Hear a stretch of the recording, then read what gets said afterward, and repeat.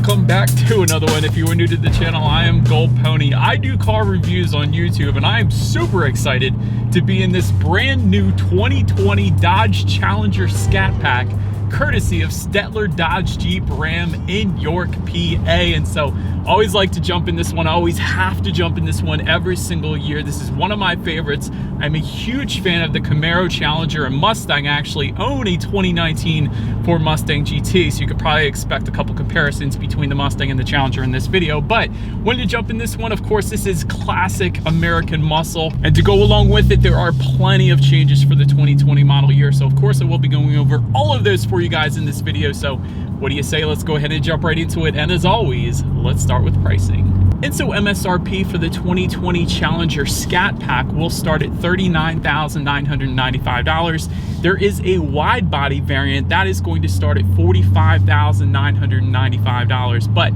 regardless of which setup you go with, power plant will be the same. Powering this beast is a 6.4 liter naturally aspirated V8, putting out 485 horsepower at 6,100 RPM. 475 pound-feet of torque available at 4,100 RPM. Power, of course, sent to the rear wheels through your choice of either a Tremec 6-speed manual or a Torque Flight 8-speed automatic with paddle shifters, which of course we will be testing out today. And by the way, that means we do have the 8-speed Torque Flight automatic. Although I have driven both in the Challenger, both are just fine. 6-speed manual is just as fun. But all in all, 0 to 60 time comes in at approximately 4.3 seconds. For the wide body, that reduces that to 4.2 seconds.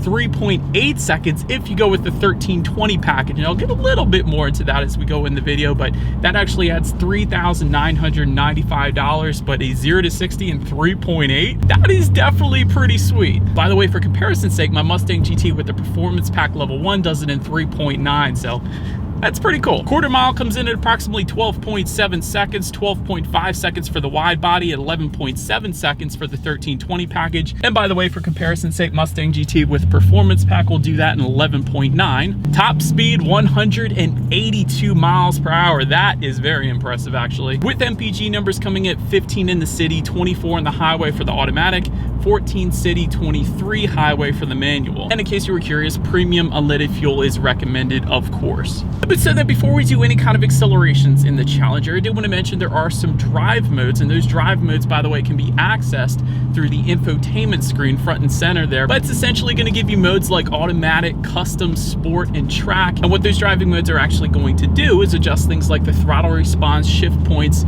steering sensitivity, and traction control. For instance, if you put it in that sport mode, traction control comes off, so you can do maybe some drifting or some burnouts or whatever. But now that I have gotten all of that out of the way, what do you say? Let's go ahead and test out the paddle shifters. And by the way, to put it in full manual shift mode with the automatic, at least, of course, is what you want to do is slide the shifter all the way to the back and to the left, and that does give me full control. And by the way, these paddle shifters, they're very high quality. They feel magnesium, and I could be wrong there, but I've tested plenty of paddle shifters. I know the Mustangs are plastic, of course, but these feel a lot more high quality than when I got in my Mustang, I will say that. So that's definitely nice. But nonetheless, let's go ahead and find a straightaway here, and let's test out the paddle shifters of this 2020 Dodge Challenger Scat Pack. All right, here we go, you guys.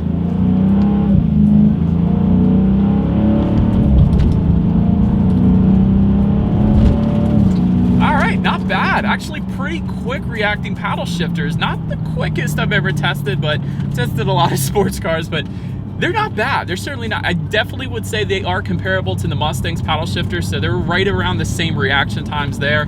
I did take it a little bit easy on that acceleration with the paddle shifters there because the roads are still wet. It is 9 a.m. this morning, so didn't want to slide into a ditch or anything. But having said that, let's now do a quick little acceleration, give it a little more gas than the paddle shifter test there, and let's go ahead and see how quickly we can get this new 2020 Challenger Scat Pack here up to speed. All right, you guys, and there we go. Oh boy, spinning. Let's go.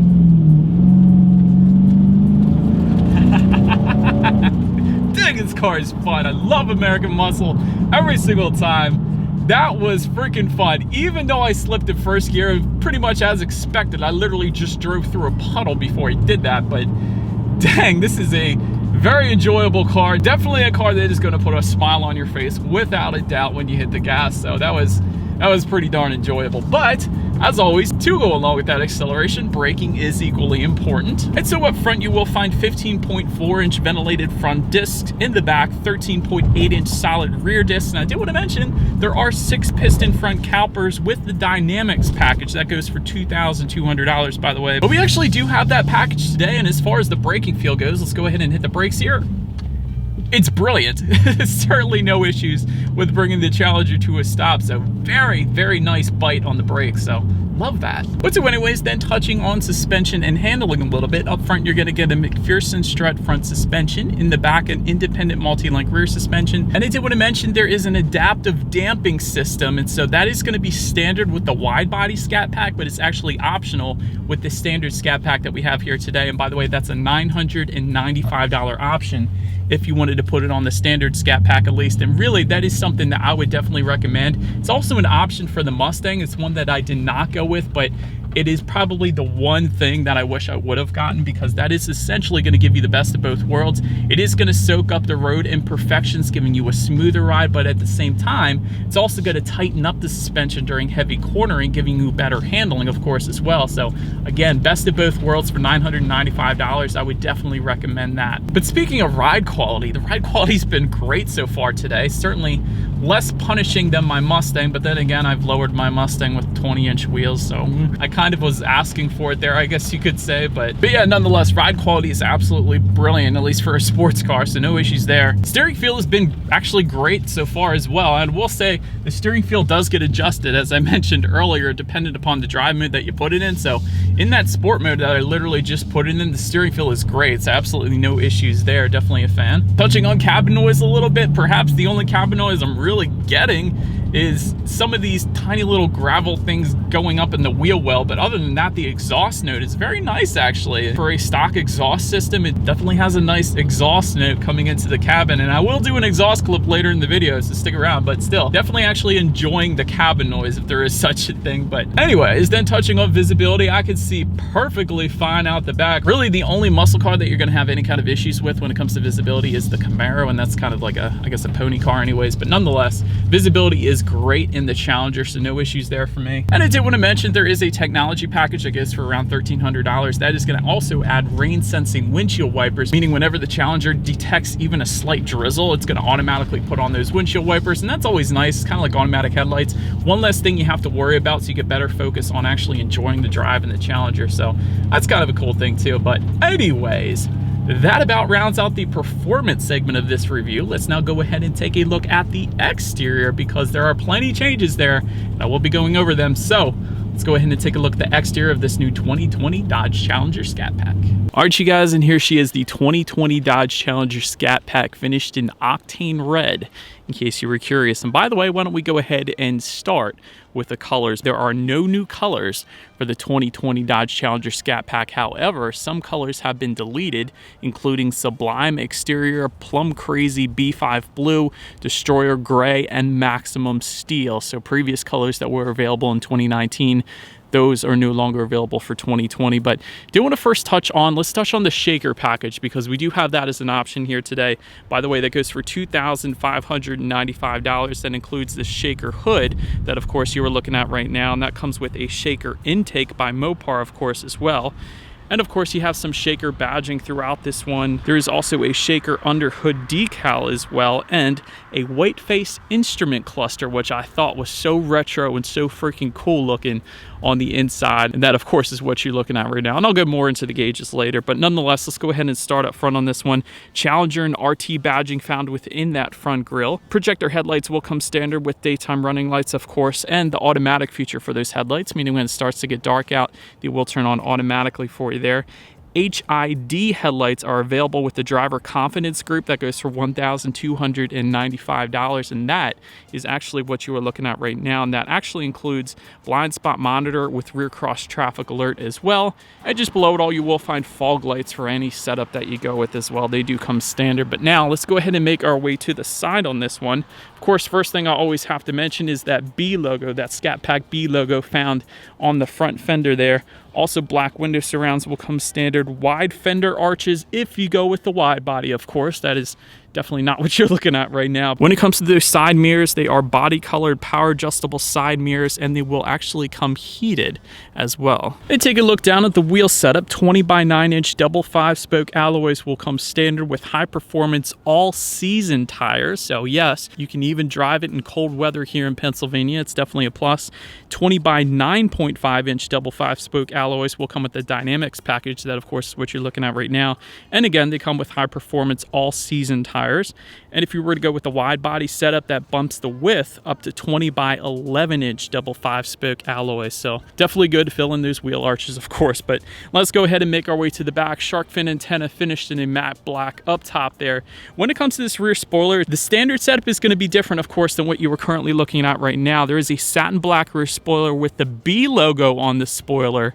That, by the way, is new for 2020, one of the changes for this year. However, you are looking at the SRT Performance spoiler right now that goes for $695. I love the look of it, honestly. It looks very similar to the one I have on my Mustang right now, actually, so it looks good.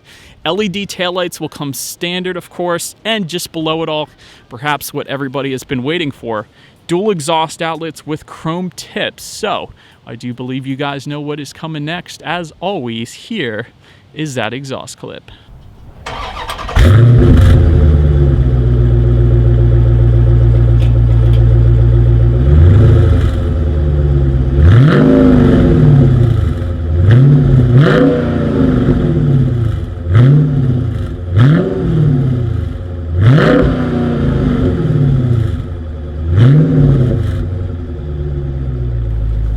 So, but now since we are around back, when it comes to opening that rear trunk there is actually a button on the key fob. Simply press that twice. That is one way you're going to go ahead and open that rear trunk. It's also a button by the driver's side left knee. That is the second way. And lastly, there is a button just above the license plate back there, rubberized button. That is the third way you can go about opening that rear trunk. But once opened up, there is some cargo lighting back there. I did want to mention that, but cargo capacity is going to come in at 16.2 cubic feet. If that was not enough space, there is a 60-40 split, meaning the rear seats do fold down for quite a bit of extra space there if you needed it. Make your own way up to the legroom. This is definitely one of the things the Challenger has over the Camaro and Mustang. Rear legroom comes in at 33.1 inches. Mustang comes in at 29 inches flat, Camaro 29.1 inches, so quite a difference here with the Challenger. For reference, I'm an even 6 feet tall, still a bit cramped, I gotta be honest, but this is a two-door, but you probably could find a way to make it work with an adult in that rear seat, to be quite honest. For reference again, I'm an even 6 feet tall. This is how much space I had back there. Did want to also mention, though, it gets even better. There's a rear center armrest with cup holders for those rear passengers. That is brilliant. You don't get that with the Mustang, I can tell you that. And in addition to that, rear ventilation as well. Another thing that you don't get with the Mustang, but you do with the Challenger. I love that. Well done, Dodge, for all of that. But making your way up to the front seats, power adjustable cloth seating with the B logo will come standard. However, with the Plus package, I guess for $1,895, you actually do get a leather Alcantara seating setup. And that, of course, is actually what you're looking at right now. But either way, front seats will be heated, and that does come standard, so that's definitely a plus as well. Now let's go ahead and take a look at the steering wheel. It is tilt and telescoping.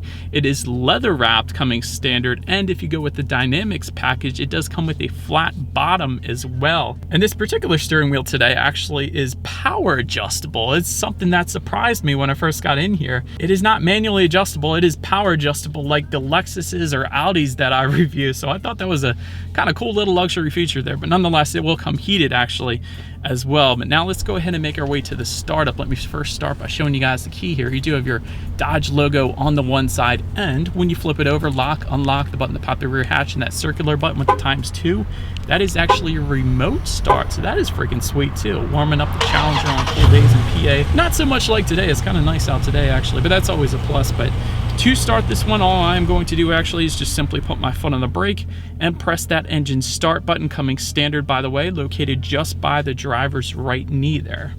It's open that once started up, as I had previously mentioned, because of the shaker package that we have today, the gauges are finished with a white face.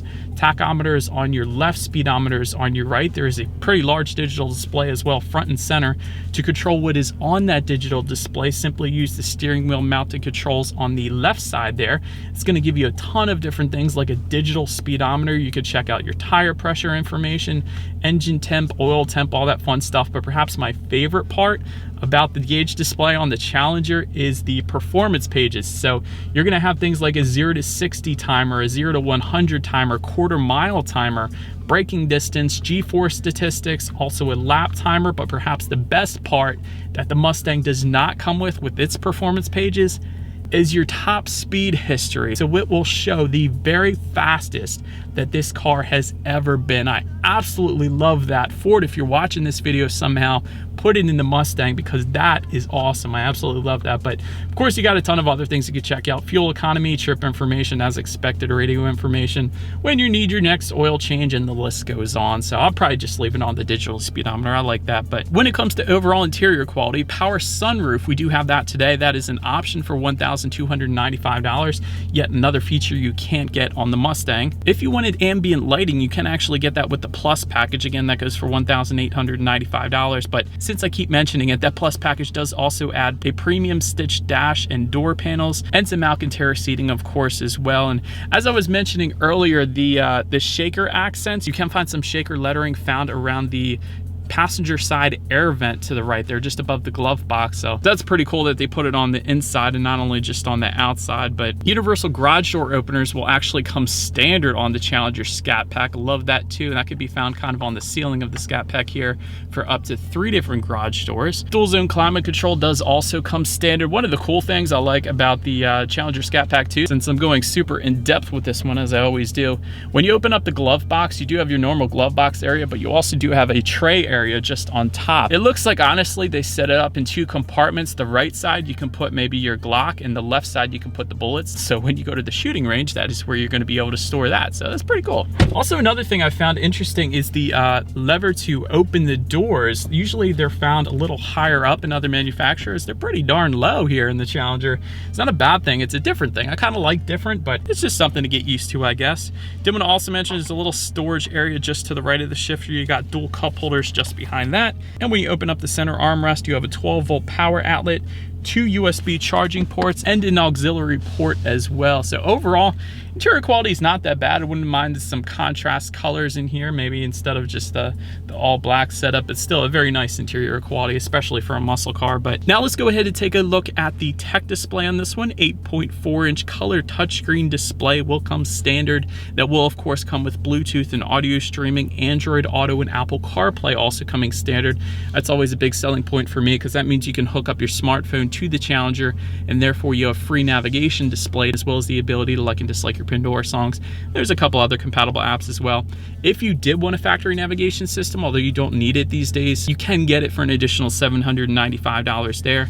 Climate control information can be displayed up there as well, and of course all your performance settings. So if you wanted to change the drive modes, as I was saying previously, you can do that through that infotainment screen, as well as activating line lock. You can warm up the tires before you actually get to the line, and of course you got launch control, and you can adjust that as well for any drag racing that you plan on doing. So that's pretty cool too. But of course you can check out your radio settings. That's pretty much as expected. But by the way, when it comes to this sound system, you will get 6 speakers and 276 watts. That is the standard setup. However, there is a 9-speaker 506 watt Alpine sound system that is optional for $995. That is the one we have today, and you guys know what we have to do next then.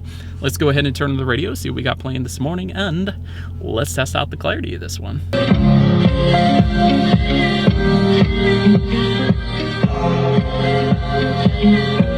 Oh my gosh, you guys, that was a chill step EDM version of Smells Like Teen Spirit by Nirvana. I've never heard that before. That was awesome. And of course, the classic is good too, but that was pretty cool. I actually didn't mind that, but nonetheless, bass is really, really nice. Clarity is just fine. Really no issues whatsoever with that Alpine sound system. But last thing on that tech display I wanted to mention to you guys is when you do put the Challenger Scat Pack in reverse, of course, you will find a rear view camera letting you know who or what is behind you, which is always going to lead us into safety. And so to start, you do have front, side, and side curtain airbags. In the back, you're going to have latch, aka lower anchors and tethers for children if you wanted to put a rear car seat back there. Tire pressure monitoring system will also come standard. Hill start assist, also standard. That's probably a big one if you go with the 6-speed manual. Driver confidence group, I wanted to mention that. That goes for $1,295. That's going to give you a blind spot monitoring system with rear cross traffic alert and those HID headlights I mentioned earlier. Then there's the technology group, same price, $1,295. That gives you automatic high beams, rain sensing windshield wipers, adaptive cruise control, and forward collision warning. And so that is about it for this one, you guys. Thank you so much for watching. Feel free to follow me on social media at the bottom of the screen there if you like. Be sure to hit the subscribe and the bell notification button if you're into new car reviews. That is what we do here on this channel. After all, do appreciate you guys watching more than you know, and I will see you guys all in the next video. Stay gold. I just realized I am in kilometers per hour. Why? What am I doing?